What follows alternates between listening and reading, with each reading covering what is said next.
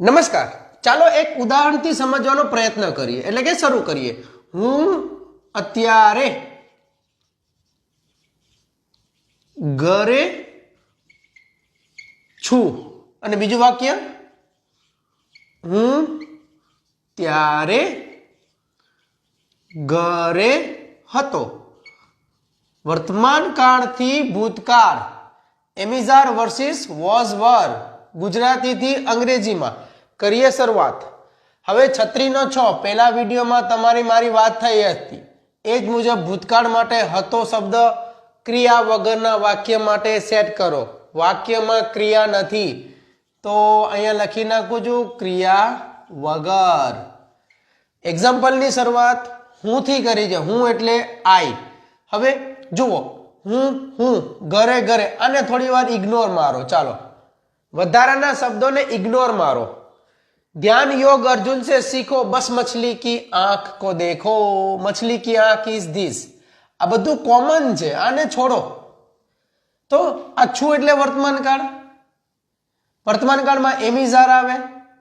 હતો એટલે તમે કહેશો ભૂતકાળ, અને ભૂતકાળમાં શું આવે? બોલો બોલો બોલો, વોઝ અને વર. ચલો ક્લિયર એટલું. વોઝ અને વર એક નવો પાસવર્ડ. કેવા વાક્યમાં? ક્રિયા વગરના વાક્યમાં. ક્રિયા હોય નહીં. ક્રિયા વગરના વાક્ય માટે ચાલો કરીએ સેટ. હું એટલે આઈ, છું એટલે એમ, છું એટલે એમ, અને હતો લઈએ તો વોઝ. બસ જુઓ, આ વર્તમાન કાળ અને આ ભૂતકાળ.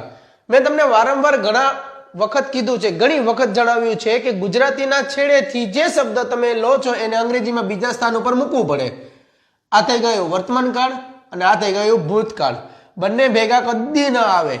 આ વાત કદી ન ભૂલાય કે બંને ભેગા આવશે નહીં. ચલો, આઈ વોઝ, આઈ એમ અને આઈ વોઝ. આઈ એમ એટલે હું છું, હું હતો.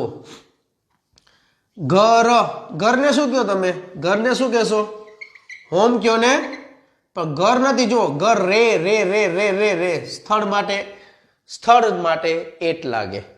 કોઈ પણ સ્થળ માટે એટ લાગે. આની વાત કરો. ઓફિસ એટલે ઓફિસ, ઓફિસ છે તો એટ ઓફિસ સ્થળ થઈ ગયું. At school, at shop. Okay, તો હવે આપણે એમ તો આગળ જોઈ લીધું છે. તો અત્યારે આઈ વોઝ એટ હોમ તો ઘરે હતો. ઓકે, હવે તો સિમ્પલ વસ્તુમાં જોઈએ તો અમે બધા ત્યારે બજારમાં હતા. ચાલો, પહેલો શબ્દ અને છેલ્લો શબ્દ બે ફાઇનલ કરી. વધારાના શબ્દને હમણાં ઇગ્નોર મારી દો. ચાલો, બજાર રાખો. સ્થિતિ બતાવવા માટે, પોઝિશન બતાવવા માટે બજાર જરૂરી છે. તો અમે એટલે વી. હતા એટલે ભૂતકાળ, હતા એટલે ભૂતકાળ તો વોઝ અને વરમાંથી વી સાથે આવે વર.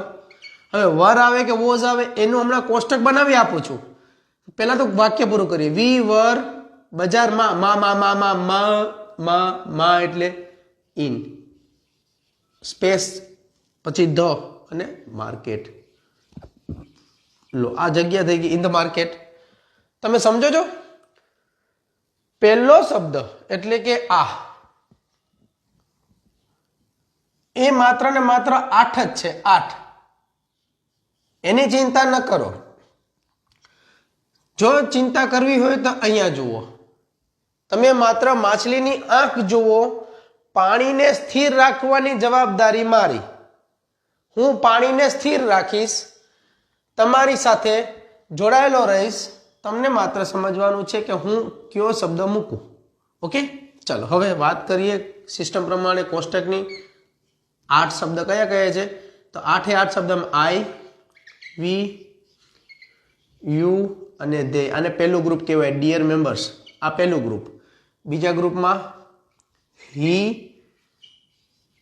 સી, ઈટ અને નામ તરીકે લઈ લો રિયા એન્ડ રુદ્ર. તમને ઇંગ્લિશ શીખવું હોય તો જોડાયેલા રહેજો. ટૂંક સમયમાં live batches online demo session સાથે આવું છું. આઈ સાથે વોઝ અને આ ત્રણને સ્પેર કરો. આઈ સાથે વોઝ 1 2 3 4 5 6 આ 6 એ 6 ને વોઝ આપી દો હી સાથે વોઝ સી સાથે વોઝ ઇટ સાથે વોઝ રિયા ગર્લ તરીકે વોઝ રુદ્ર બોય તરીકે વોઝ કેટલું સિમ્પલ કરી દીધું તમારા માટે 1 2 આ બંને એક જ લઈએ એટલે 1 2 3 4 5 6 7 8 8 8 શબ્દની સેટિંગ કરીએ તો આઈમાં was he see it Riya Rudra સાથે વોઝ આ બધા સાથે વર લો